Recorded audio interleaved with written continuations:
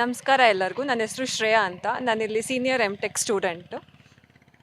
ಇಲ್ಲಿ ಇವತ್ತು ನಾವು ಇದು ನೋಡ್ತಿರೋಂಥ ಮಾಡೆಲ್ಲು ಅಂತರ್ಜಲ ಮರುಪೂರಣ ಮಾದರಿ. ಇದು ಏನಕ್ಕೆ ಉಪಯೋಗ ಅಂದರೆ, ನಾವು ಇವಾಗ ಆಲ್ರೆಡಿ ರೈತರು ಅವ್ರ ಜಮೀನಲ್ಲಿ ಬೋರ್ವೆಲ್ ಕೊರೆಸಿರ್ತಾರೆ. ಬಟ್ ಬೋರ್ವೆಲ್ ಡ್ರೈ ಆಗಿರುತ್ತೆ, ಬತ್ತೋಗಿರುತ್ತೆ, ನೀರು ಬರ್ತಾ ಇರಲ್ಲ. ಸೊ ಇದು ಮಾಡೋದ್ರಿಂದ ನೀರು ನಮಗೆ ಬಂದಂಥ ಮಳೆ ನೀರು ಅಲ್ಲಿ ಕೊಯ್ಲಾಗುತ್ತೆ. ಮತ್ತು ಬೋರ್ವೆಲ್ ಬತ್ತೋದ್ರೂ ನೀರು ಸ್ವಲ್ಪ ವರ್ಷ ಆಗಿ ಅದು ಮತ್ತೆ ಮರುಪೂರಣ ಆದಮೇಲೆ ನೀರು ಮತ್ತೆ ನಮಗೆ ಬೋರ್ವೆಲ್ಲಿಂದ ನೀರು ದೊರೆಯುತ್ತೆ. ಅದಕ್ಕೆ ನಾವು ಏನು ಮಾಡಬೇಕಂದ್ರೆ, ಒಂದು 10 ಅಡಿ ಆಳ ಗುಂಡಿ ತೋಡಿಸ್ಬಿಟ್ಟು, ಮತ್ತು ಆ ಕಡೆ ಈ ಕಡೆ 1 ಮೀಟರ್ ಲೆಂತಲ್ಲಿ ಇದನ್ನ ನಾವು ಮಾಡಬೇಕಾಗತ್ತೆ. ಫಸ್ಟ್ ಏನು ಮಾಡಬೇಕಾಗುತ್ತೆ ಅಂದರೆ, ಒಂದು ಲೇಯರು ಬೌಲ್ಡರ್ ಸ್ಟೋನ್ಸ್, ಅಂದರೆ ಫೌಂಡೇಶನ್ಸ್ಗೆಲ್ಲ ಪಾಯ ತೆಗೆಯುವಾಗ ಫೌಂಡೇಶನ್ಸ್ಗೆಲ್ಲ ಯೂಸ್ ಮಾಡ್ತೀವಲ್ಲ, ಆ ಸ್ಟೋನ್ಸು ಒಂದು ಲೇಯರ್ ಹಾಕಬೇಕಾಗತ್ತೆ.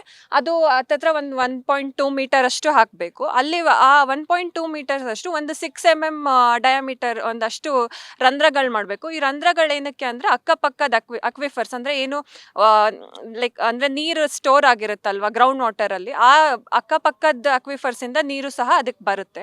ಈ ರಂಧ್ರಗಳನ್ನ ನಾವು ನೈಲಾನ್ ಮೆಶ್ ಅಂತ ಹೇಳ್ತೀವಿ. ಒಂದು 4 ರಿಂದ 5 ಸುತ್ತು ನೈಲಾನ್ ಮೆಶ್ ಸುತ್ತಬೇಕು. ಅದಾದಮೇಲೆ ಒಂದು ಲೇಯರು 40 mm ಗ್ರಾವೆಲ್ ಸ್ಟೋನ್ಸ್ನ ಫಿಲ್ ಮಾಡಬೇಕು. 40 mm ಗ್ರಾವೆಲ್ ಸ್ಟೋನ್ಸ್ ಆದಮೇಲೆ 20 mm ಗ್ರಾವೆಲ್ ಸ್ಟೋನ್ಸಿಂದ ಫಿಲ್ ಮಾಡಬೇಕು. ನೆಕ್ಸ್ಟ್ 20 mm ಗ್ರಾವೆಲ್ ಸ್ಟೋನ್ಸ್ ಆದಮೇಲೆ ಚಾರ್ಕೋಲ್, ಕಲ್ಲಿದ್ಲು ಅಂತ ಹೇಳ್ತೀವಿ.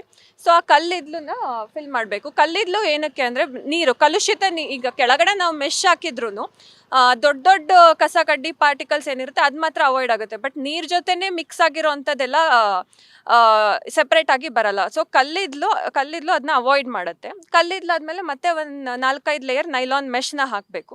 ನೈಲಾನ್ ಮೆಶ್ ಆದಮೇಲೆ ಮತ್ತೆ ಒಂದು ಲೇಯರ್ ಸ್ಯಾಂಡ್ನ ಹಾಕಬೇಕು. ಇದು ಸ್ಯಾಂಡ್ ಅಥವಾ ಆಗಲಿ ಬೇರೆ ಸ್ಯಾಂಡ್ ಎಲ್ಲ ಹಾಕಬಾರ್ದು, ಮರಳನ್ನೇ ಹಾಕಬೇಕು. ಮರಳು ಸಹ ಏನಕ್ಕೆ ನೀರಲ್ಲಿ ಬೆರೆತಿರುವಂಥ ಕಲುಷಿತ ಪದಾರ್ಥಗಳನ್ನು ಸೆಪ್ರೇಟ್ ಮಾಡಿ ಒಳ್ಳೆ ನೀರು ಬರೋ ಥರ ಮಾಡುತ್ತೆ. ಇದು ಏನಕ್ಕಂದರೆ, ನೀರು ಮಳೆ ನೀರು ಕೊಯ್ಲಾಗುತ್ತೆ, ಬೋರ್ವೆಲ್ ಬತ್ತೋಗಿದ್ರು ಮತ್ತೆ ನೀರು ರೀಚಾರ್ಜ್ ಆಗುತ್ತೆ.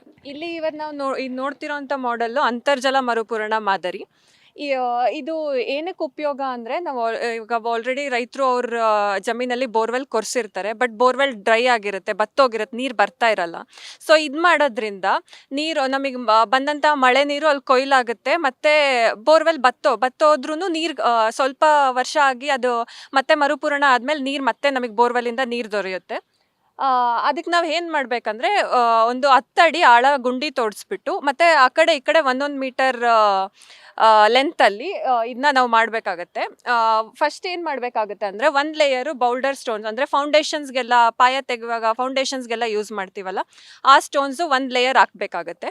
ಅದು ಹತ್ತತ್ರ 1.2 ಮೀಟರ್ ಅಷ್ಟು ಹಾಕಬೇಕು. ಅಲ್ಲಿ ಆ 1.2 ಮೀಟರ್ಸ್ ಅಷ್ಟು ಒಂದು 6 mm ಡಯಾಮೀಟರ್ ಒಂದಷ್ಟು ರಂಧ್ರಗಳು ಮಾಡಬೇಕು. ಈ ರಂಧ್ರಗಳು ಏನಕ್ಕೆ ಅಂದರೆ, ಅಕ್ಕಪಕ್ಕದ ಅಕ್ವಿಫರ್ಸ್ ಅಂದರೆ ಏನು, ಲೈಕ್ ಅಂದರೆ ನೀರು ಸ್ಟೋರ್ ಆಗಿರುತ್ತಲ್ವ ಗ್ರೌಂಡ್ ವಾಟರಲ್ಲಿ, ಆ ಅಕ್ಕಪಕ್ಕದ ಅಕ್ವಿಫರ್ಸಿಂದ ನೀರು ಸಹ ಅದಕ್ಕೆ ಬರುತ್ತೆ. ಈ ರಂಧ್ರಗಳನ್ನ ನಾವು ನೈಲಾನ್ ಮೆಶ್ ಅಂತ ಹೇಳ್ತೀವಿ. ಒಂದು 4 ರಿಂದ 5 ಸುತ್ತು ನೈಲಾನ್ ಮೆಶ್ ಸುತ್ತಬೇಕು.